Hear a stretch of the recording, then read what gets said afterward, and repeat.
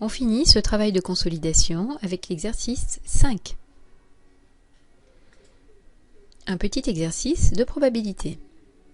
Dans la classe de seconde B, il y a 34 élèves. Parmi eux, 12 ont un chien à la maison, 10 ont un poisson rouge et 4 possèdent les deux à la fois.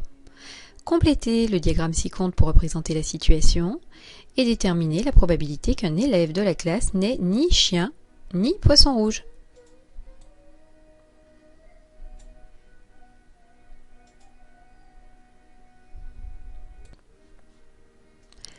Alors, on commence par compléter le diagramme. Dans la classe, il y a 34 élèves. Ça veut dire que le total représenté ici, le rectangle entier, représente les 34 élèves.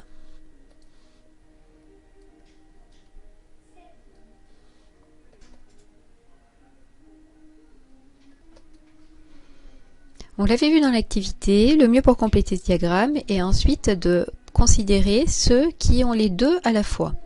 Donc on nous dit que 4 élèves ont les deux à la fois. C'est ce qu'on va mettre en couleur ici.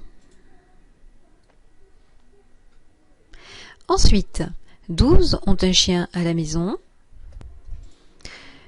12 ont un chien à la maison, donc cela signifie que si on considère ici ceux qui ont un chien à la maison, on aura donc 12 élèves qui doivent apparaître dans ce paquet. On en a déjà 4, donc à côté, il faut en poser 8. On en a 12 qui ont un chien à la maison. Et puis, il faut ensuite traiter nos 10 élèves qui ont un poisson rouge.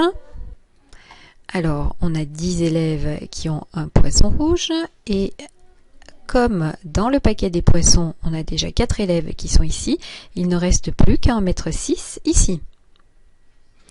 Le diagramme n'est pas complété puisqu'il nous reste les élèves qui n'ont ni poisson ni chien.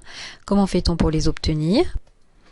Alors il s'agit de regarder combien d'élèves sont ici, c'est-à-dire parmi les 34, si on enlève ceux qui sont en couleur là, si on enlève 8 plus 4 plus 6, combien nous reste-t-il d'élèves? Il nous en reste 16. Alors, on veut la probabilité qu'un élève de la classe n'ait ni chien ni poisson rouge.